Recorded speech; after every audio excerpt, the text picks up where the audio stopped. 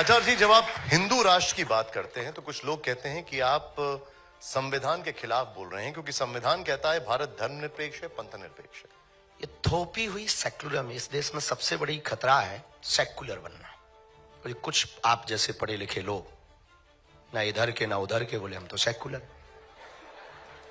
हमें बड़ी संविधान कहता है सेक्युलर। हाँ, संविधान पे ही हम बात करें। संविधान में चूंकि ये जोड़ा गया और संविधान में आपको पता होगा कि 130 बार से ज्यादा सुधार हो चुका।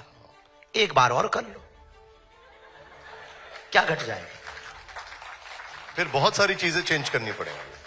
चेंज करनी पड़ती हैं। देखिए, देश की कायाकल्प आपको करनी है, देश से हिंदू मुसलमान का लफड़ा आपको मिटाना है, देश के अंदर के दंगे को आपको खत्म करना है, देश को आपको विश्व गुरु के पटल पर बैठाना है, देश को आपको विकसित राष्ट्रों में खड़ा करना है। तो वो सेकुलर राष्ट्र से नहीं हो सकता है।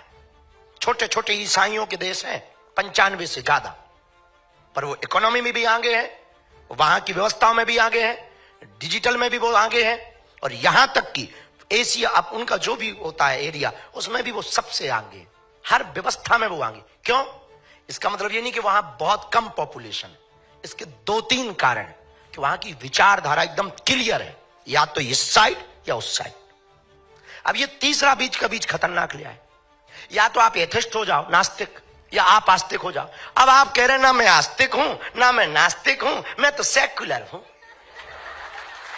ये तीसरा आदमी बहुत खराब होता है भैया। एक पक्ष पकड़ो। ये 2 नाव तो हमने सुनी थी सनातन में, जब तीसरी नाव तुम और अलग से ले आए। ये जोड़ी भाई भैया नाव है, तो 130 बार सुधार हो चुका है। आप एक बार और कर लीजिए, क्या गड़बड़ है? लेकिन हमारे संविधान में लिखा है we the people of India, हम भारत के लोग, जिसमें हिंदू, मुस्लिम, सिख, ईसाई, पारसी सब हैं। ये तो बाबा साहब अंबेडकर लिख के गए, इसमें कोई जोड़ा नहीं गया। मेरे भैया, मुसलमान मुसलमान है इस देश में, ईसाई ईसाई है इस देश में, बस हिंदू सेकुलर है।